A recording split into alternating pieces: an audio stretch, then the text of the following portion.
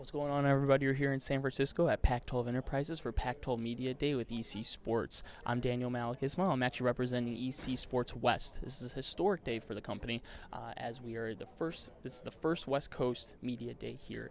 Got some awesome questions answered from players from Washington, UCLA, Arizona State, and Stanford, and much more.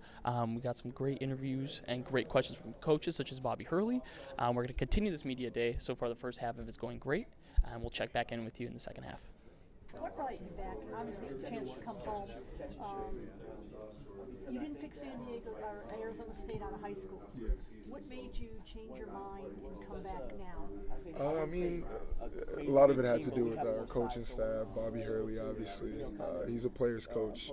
Me and him, from first conversation on the phone, we just related. He's seen the game the same way I do from a competitor's aspect. He's been through it, stuff like that. So, and then just seeing the direction that the program is going towards, and knowing I could be a part of something special in my hometown. It kind of checked all the boxes. So did you start putting feelers out that you wanted to leave, or did he find out and contact? How did that work when you kind of were thinking about leaving San Diego? Yeah, I had to contact my previous staff. I had to get my release and stuff like that. And then once I opened up my recruitment, Arizona State was one of the first schools that contacted me. It was various others, St. John's, Marquette, GCU. But it was just, once me and Hurley, we talked, and once we just, it just kind of felt right, After a hot start last season, I know you guys had a slight drop off in the process. Yeah. What did you guys do in the offseason to come together as one and say, hey, consistency is going to be key this year. We're starting off hot. We're going to finish hot. No dips, no gas, no foot on the brake. Yeah, a lot of it was mental. As the season goes on, it takes a toll on your body. It takes a toll on you mentally. But going into this year, obviously we have that in the back of our mind, and we've already experienced that, and we know what it feels like to go from the top. Not to the bottom, but not remain at the top. So, we got our guys that are coming back. He does a good job of keeping guys engaged and letting guys know, we don't want to repeat, or we don't want to do that again. As a power forward, and you display not only great length, but movement, and you feel like you can guard positions 1 through 4, who do you watch at the next level to demonstrate that? Is it more like a guy like Draymond Green, who switches a lot and plays different types of defense on different types of players? And anyone else you look for? Anyone else you watch, or do you model your defense or game after? Obviously I watch a lot of the great defenders, Jimmy Butler, Kawhi Leonard, but Draymond for me is real similar because we're both around the same height. We both guard multiple spots, and he's very vocal and very passionate about what he does. So I actually got to meet him, play against him, and just kind of pick his brain a little bit. And we're very similar. He's someone I definitely learned from. Where did you meet him? Draymond Green's Grind Week. Which week? Grind Week. Oh, okay. Where was that at? And it was actually out here in Oakland. Okay. Another guy who's similar game is like Jordan Bell. Yeah. You competed against him. Yeah. How's competing against him compared to Draymond? Similar types. They always compare those two together. Are you going to be in that same kind of class? They're both doing what I want to do. So that's definitely something I look for. Jordan Bell obviously is athletically gifted. I'd probably say he's more athletically gifted than Draymond, but Draymond makes up for it. Just in, I think he brings the dog out. Yeah. Draymond's just mentally ahead of a lot of people. He knows what you want to do, why you want to do it, and he takes his job serious. So, being the vocal leader and just getting guys going is something I pride myself on. Yeah. Thanks, John. Coach, I spoke to Xylon earlier about you guys' hot start, and you guys kind of took some steps down. You guys finished with 12 losses. What did you guys do, or what did you tell your team, after every close loss? Was there something that Coach K told you when you were a standout at Duke? Was it something that, what do you bring, or what do you tell them after every close loss, and how you improve from that? Yeah, there's a different message, and the terms of every game are different, so it's hard to really put a finger on that. It's some games you might play your A game and it's just not good enough, and then the message is, well, if we play like that all the time, then we're going to win a lot of games, fellas. And I know it doesn't feel good right now, But some other times, if you underachieve or you're not performing at the level you're capable, then there's a different message that they may not like as much. Okay. Are you putting them through some rigorous drills like a Coach K used to put you through? Well, I mean, if you're not, then you're not preparing and you're not working at it to be ready for a season. I think that's part of the reason we had the success we had to start last year, is we practiced well. You know, we were cohesive, we were fundamental, and we were ready to compete at the highest level early in the year. Thank you, Coach. Appreciate it. Appreciate it. Thank you. Thank you. Good luck. Daniel Mathews from EC Sports. Going into your senior season, commanding the offense as a point guard, what are you looking for from your teammates? Moving the ball, getting the offense going. How are your progressions going from junior to senior year, and your improvement with the off-season workouts? What are you going to do to take the next step to become an elite? Just studying, watching a lot of film, making sure I'm going as hard as I can in practice, and just embracing that role of being a coach on the floor and being an extension of Coach K on the floor. You know, for me, I just want, you know, my teammates to play to their strengths, and as well as myself, and try to be as consistent as possible as a team throughout the year. And we understand the journey and the process, and we understand that we're going to keep getting better as the season goes. So, you know, just embracing that process and not getting too high or too low, but just remaining pretty stable. From last season, NIT, to hopes of getting the berth into the NCAA tournament, is that the number one thing you guys were grinding for this whole summer? Getting to that tournament, getting that tournament run, and being that story to get into it? Yeah, we have some pretty big goals as a team, and I know each and every person on this team doesn't want to fall short of making the tournament. So, you know, seniors like myself, guys that have been here like Jace and Parker Van Dyke and Novak, who came in from Idaho State, we have a goal of getting to the tournament, and 100% believe we're capable of that. So we've embraced that. Last question. For you, senior season going into potentially the NBA draft, when you see a guy like Kyle Kuzma playing for the Lakers who went to Utah, how is that as a motivational piece? Have you got in contact with him? Do you keep in touch with him as well as an alum? Absolutely. It's extremely motivating because I was his teammate the year before he got drafted, and just seeing the way he was locked in, the way he was focused, and, you know, him having his mind set on what he wanted to do on the court and what he wanted for his future is extremely motivating for me. I stay in contact with him. I talk to him as much as I can. If I have a question about something, I'll ask him. I ask him, you know, how he works, you know, how his teammates work, how LeBron works, what time they go to the gym, stuff like that. So, man, Kyle is you know, just his journey alone is extremely motivating because it wasn't easy for him as well. So, awesome. Thank you, Cedric, and good luck to the season. No problem. What's your wingspan? My wingspan's just over 7 feet. Yeah. Josh, as one of the veterans on the team, what kind of habits are you telling the younger guys every day in practice during the off season to get better each and every day?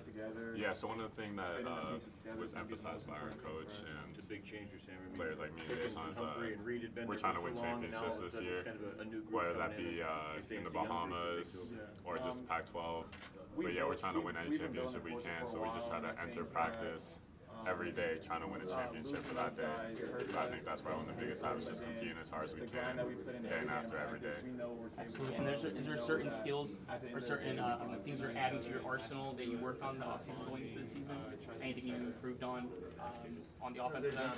Yeah, I worked on my three-point shot a lot this offseason. I know Coach Haas gave me the green light to shoot it when I was open last year, and it's just something I needed to work on and improve on, and something I put a lot of work on this offseason. So yeah. Awesome. Good to see you stretching to the floor. Yeah, no, I appreciate it. No problem. Jalen, how you doing? Good. So what is the difference between Jalen Hand's freshman year and Jalen Hand's going into sophomore year? Progression and work on offensive, defensive side, overall game, leadership. What is it that's going to take you from the freshman year bumps and get them over into the sophomore year to excel and exceed? I think the difference between freshman and sophomore year is going to be clear, like night and day. I watched a lot of film. I worked on my body. I worked on my shot. The biggest thing was just improving my decision making and my strengths. You know, I feel like I can score and I know I can pass. So just making sure I keep a good assist-to-turnover ratio. I lead well. look better physically, play more physical, and just better decision making. Thank you. Improve on going into this offseason with overall game? What is your outside shot looking like this year? Your mid-range, overall ball handling skills? Because at a position like you, playing the 3-4, I would say, 2-3, you'd be able to handle the ball and move it and be a playmaker. Did you improve on those playmaking skills as well? Yeah, no doubt. I focus a lot on getting, my strength and coming off ball screens and knocking down shots. I didn't really do too much of that last year, so I'm gonna do that a lot more this year, and help lead the team, win a lot of games. With Aaron Holiday gone into the NBA and you're stepping up as a leader, what are you telling your younger guys each and every day in practice? You tell them that besides just working hard, what are the little details you're telling them to pay attention to during film session? Well, really, before Aaron and Tom, they really set a great example of not only just leading, on the court, but off the court. You never heard any trouble about either one of them getting off the court. So, we really try to lead that way. Show them the right way. If they need help on anything, play wise, or they're doing something that's not right, we'll definitely speak up and just try to keep that same stuff going on, the winning mentality and helping out. Absolutely. Thank you. Appreciate it. Being a guy from Chicago, I'm also a Chicago guy. What are some of the things you bring from that Chicago-style basketball to Oregon? That grittiness, that toughness. What do you like to bring to that every day? Well, I always try and have a competitive edge with me, just everywhere I go. But one thing that I've learned is that you got to also be level-headed. You can never let someone take you out your game.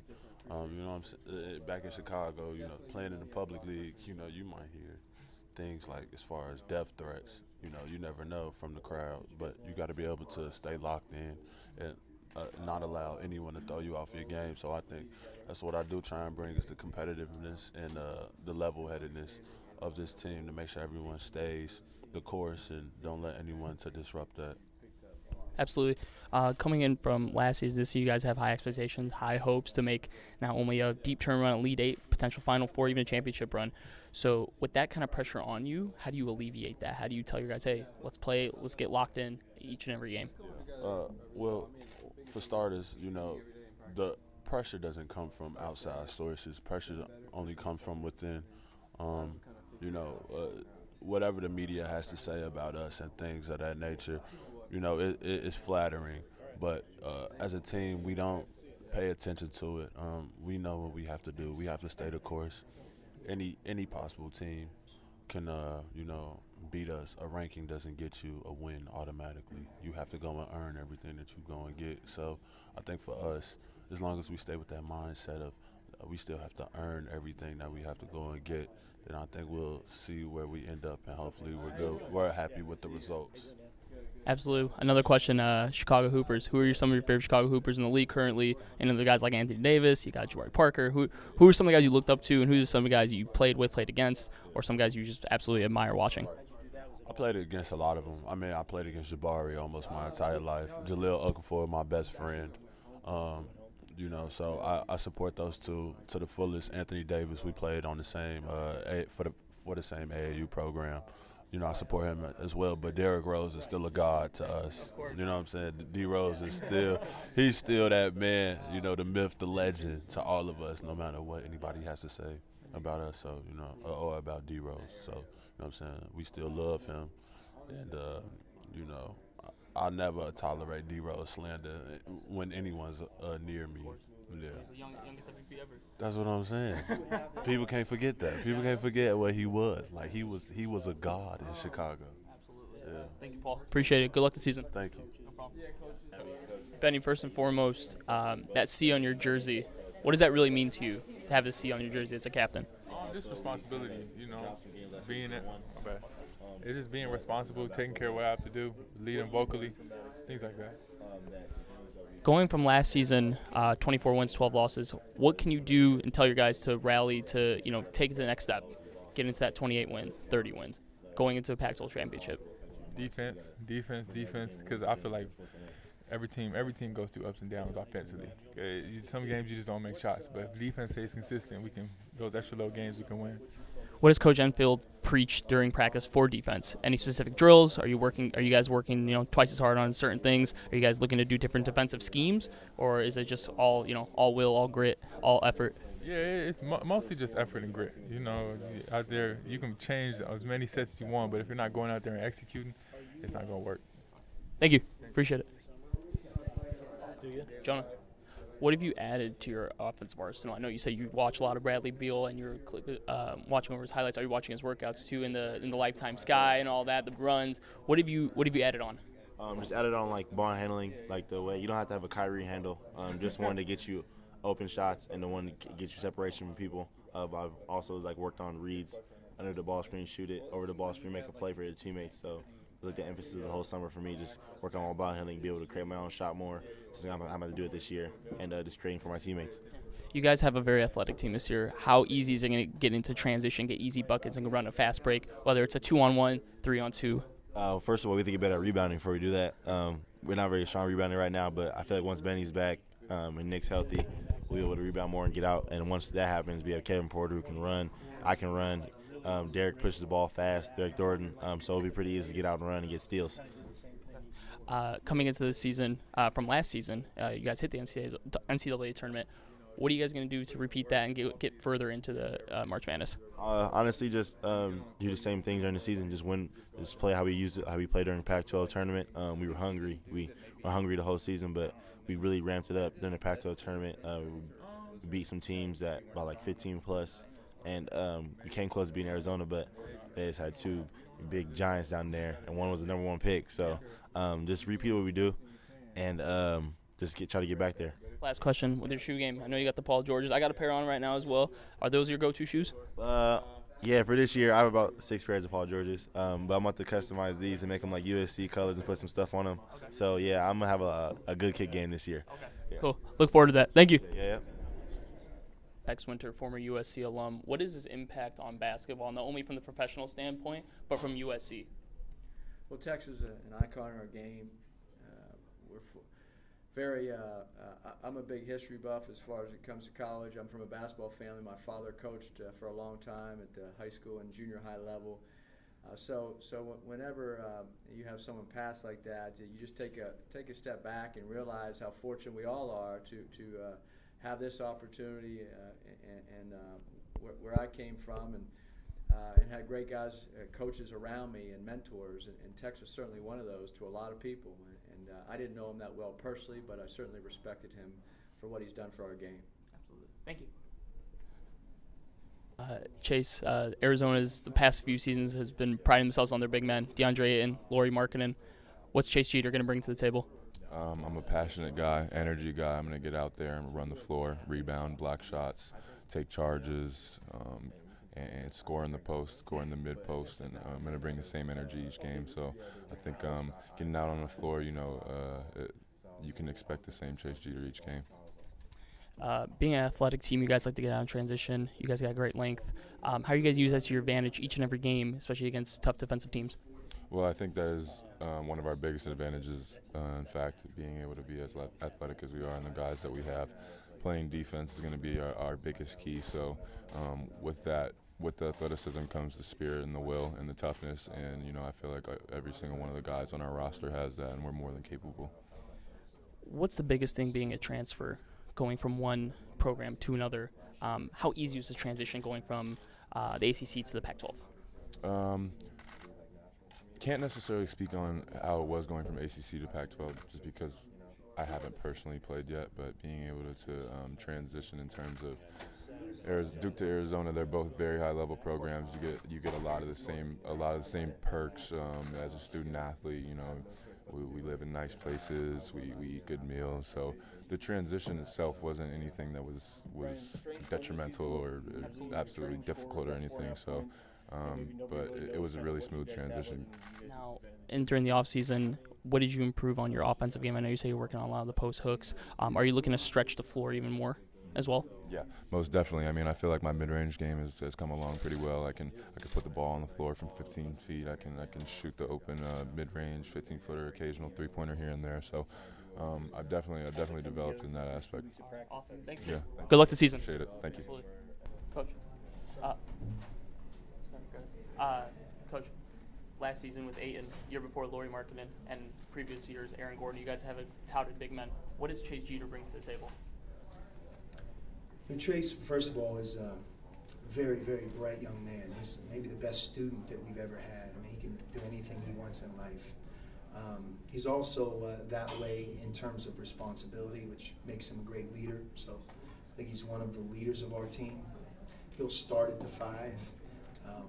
Different than some of the guys you talked about, because Chase has a lot of gifts on defense. He's smart, he can move, he knows where to be. Ball screen defense is a big part of the game now. He's as good of a guy moving in that area as we've had. Offensively, you know, he will learn how to play off of others, but he might not be as an adept of scoring guy. But I definitely think he can be a double-figure scorer. But what makes him good is his versatility, especially the things he can do on defense. Absolutely. Being a hooper from New York, what do you bring that New York style to Arizona? Yeah, definitely. You know, I always bring that competitiveness to practice and to the games. You know, I like hyping people up. You know, that's my thing. Coming into the season, from last season to this season, what is going to take to get that exponential growth? Take you guys, I know you guys were preseason ranked like 4th to finish in Pac-12. Is that something you guys are like having a chip on your shoulder, number 1, and number 2, to get to the top 2 teams? How are you guys working on to get there? To be honest with you, we don't even worry about those rankings. Like, we just worry about practice and developing our game and like getting better as a team. And we're just like focused on our first game, you know, and we're also focused on Maui and basically showing people that even though we lost people, like players, like we lost our whole starting 5 from last year. So basically showing people that we didn't really step down, you know, like we're still Arizona, you know, and we're just going to trust in Coach Miller and do what we do. Absolutely. Last question, I'd like your Kyrie 2s. Are those your go-to shoe? I just had to pull these out real quick. You know, I'm a Kyrie guy. Kyrie and Paul George. Those are my shoes. So, yeah, I might pull these out. Yeah, I definitely might have to pull these out a couple of times during this year, but I got some exclusives for y'all. Do you rock any retros on the court? We're not allowed to. Oh, right. Wow. It's Okay. a team rule, so, Oh, very respect that. Yeah. Awesome. Thank you, Brandon. Good luck this season. Thank you. How do you guys translate defense to offense with easy buckets?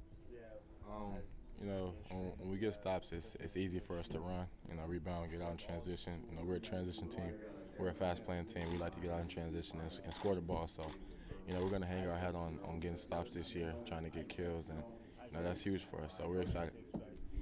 Being one of the Pac-12 teams that aren't highly heralded on, do you guys use that and take it and run with it, or you guys use that as motivation? What do you guys look forward to every day, each day in practice, going to game day, and so on? I mean, we try not to pay too much attention to it. Obviously, we're a young team. They got us picked 7th or 9th or whatever the case may be. But, you know, I think we're much higher than that, and we're going to prove that this year. Going from last season to this season, what did you work on most? Was there something that you perfected? Is there a certain move you're, trying to learn? Or is there something that you looked and said, I'm going to get better at this season? Yeah, I got better at shooting the deep ball.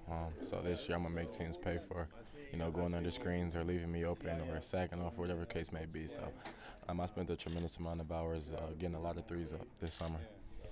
As a guard, listed around 6 foot, I would say.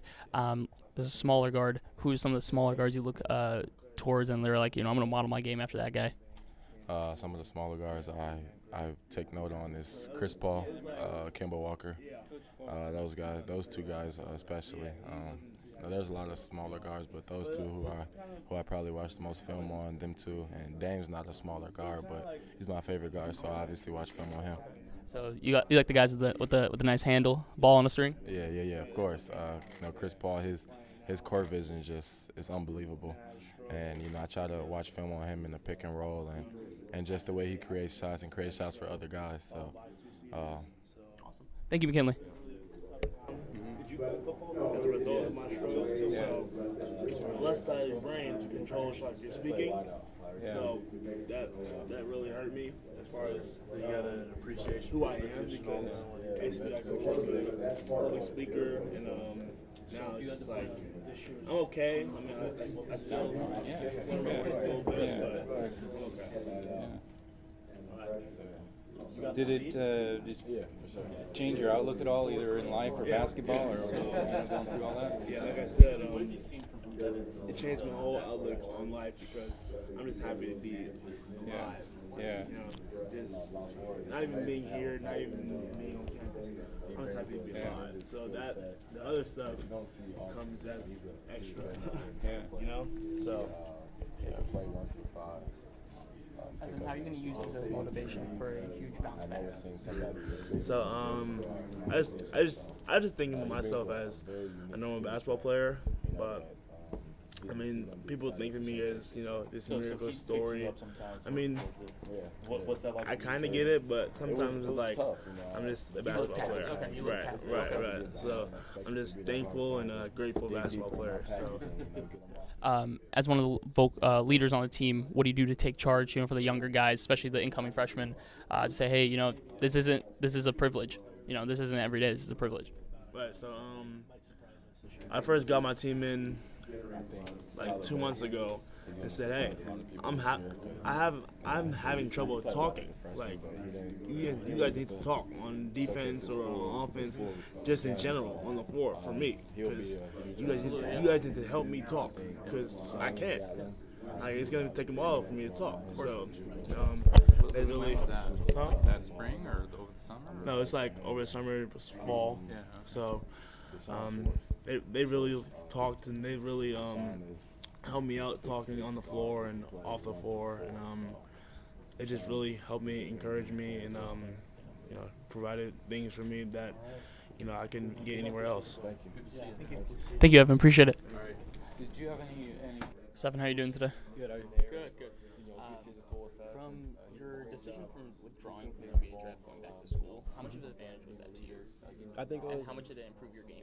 Yeah, I think that definitely improved my game when I put my name into the draft. Really got good feedback of the things I need to work on, and in order to be able to produce and be a part and play at the next level, and all those things that I learned in that regard also will help me in what the organization with this program. Things like getting stronger, working on reading the game, slowing down, reading the game a little bit more. All those things should help translate to wins for us this year, and then they should also help me in the future. Being one of the premier scorers on the team, how are you going to continue that going into the season? Just being aggressive, shooting when I'm open, when I feel like I have a opportunity to make a play, just being aggressive, making a play. I think we're going to be able to play a lot faster this year, so getting out in transition will definitely be a great part of our offense as a team, and for me individually, scoring in transition. How comfortably are you guys playing in such a high up-tempo offense compared to a traditional slow it down, move the ball, high pick and roll type offense? Moving it, how much does that help you guys? It helps us a lot. I think we have a lot of versatile, a lot of good scorers that can really create their own shot, and with that's going to draw a lot of attention from the defense. So being able to make plays off of each other when we're all clicking together like that, realizing where we're going to get good shots from in transition, and just really it's a mindset of being aggressive as soon as you get on offense. I know you guys don't pay attention to the preseason rankings, but knowing about them, what are you guys going to set the tone this season, saying, hey, this is Oregon State basketball, this is what we do? What does that start with? Yeah, I haven't even really looked at the preseason rankings, but I assume that they didn't have us anywhere amongst for Pac-12. Yeah, Pac-12 rankings. I haven't really looked at them, but probably had us around 10th or something, or 9th or 10th or somewhere around there. I think that we can use that as motivation. Definitely feed off of that, but we know what we're capable of as a team. So those rankings don't really mean much to us now. It's just what happens at the end of the year. Thank you, Stephen. Enjoy. Great season. Proud behind you pretty much every game at home. I love being from Oakland. Love playing for Cal, but just having the opportunity to come back has been a blessing for me. Coach Y and our staff giving me the opportunity to come play for Cal, I'm truly thankful for that. I'm excited to play in front of the Cal fans, excited to play in front of my family and all the people. A lot of great Oakland players from Oakland, Gary Payton, Jason Kidd. How are you going to cement your legacy being another Oakland basketball player playing at Cal? I think the thing that they are known for, players that's coming from Oakland is a certain toughness or a certain swag. Jason Kidd, his swag was facilitating, getting people involved. Gary Payton, his swag was playing defense. So I feel like just that toughness and that swag is what we bring. Are you a shooter like Damian Lillard? I want to be, not there yet. Damian Lillard is one of the best in the NBA. I want to get there. Absolutely. Thank you, and good luck with your season. Thank you. Absolutely. What's up, Paris? Justice, how you doing today? You enjoying media today? Huh? You enjoying media today? Oh, I'm loving it. I'm loving See it. what the little channel like that? Yeah, man. I got to get a little ice. It's hot outside, man. Cool down. I was going to ask you. So a couple years ago, you guys had Jaylen Brown, Ivan Robb. You guys made it to the NCAA tournament. Year after, kind of a lackluster season. How are you guys going to come back on the up and up to not only be a force in the Pac-12 but to get a berth into the NCAA? Yeah, I mean every year our goal, of course, is to win the Pac-12. It's an incredible honor, to play in this conference, and I know that we've had a little lag in the past couple seasons, but this season especially, I want to focus on that our returners, the guys that have played a lot of minutes, like Jawan and Darius, that were thrown in there. We were forced experience onto us, and I feel like ultimately we'll use that to translate it onto the freshmen and into our gameplay. So, I mean, we're just looking to improve every day, and we're trying to try and make a run. UC Berkeley is an amazing, accredited university. What does it mean to be a student athlete at UC Berkeley? Not only to be the athlete, but of course, student coming before athlete. I take a lot of pride in being a student athlete. To be able to get my work done, to pay attention in class, and to really just exemplify that I'm more than just an athlete. Especially at Cal, being how prestigious it is. It's a great feeling, and it's an incredible honor. Cal-berkeley is hard. I'll give you that, but it definitely pushes me. It pushes my teammates to become better people off the court, and it ultimately translates onto it. Now, if you weren't going to play basketball for UC Berkeley, what would you be doing if it wasn't basketball at all? Right now, I'm looking to major in public health, actually. So I'm just really interested in the whole medical field. Hopefully, one day I can get my own practice. That'd be really nice. I enjoy helping other people. Thank you. I appreciate it. Very interesting day here, especially with EC Sports. Like I said, this is the first time we're doing collegiate sports. Not only that, for the West Coast as well. So this is a historic day. This is a historic day for us. As you see, we got Viking Jones, coach of UC Berkeley. We got a couple of his players over here. We're going to have a couple questions with him. But overall, this media day has been a success. We continue to look and grow. And obviously, we want EC to take to the top. So it's a great starting point. And we hope to obviously cover not only UC Berkeley, but Stanford Cardinal basketball and other NorCal Bay Area schools. With us being here, I think this is going to be, the thing that takes us to the next level, especially EC being, like I said, starting off in Chicago, getting the local television, and now we're going to go out here and transition to the West Coast here at the Pac-12 Media Day in San Francisco. Awesome day, awesome event, awesome people, and a bunch of great individual talent, great individual coaches.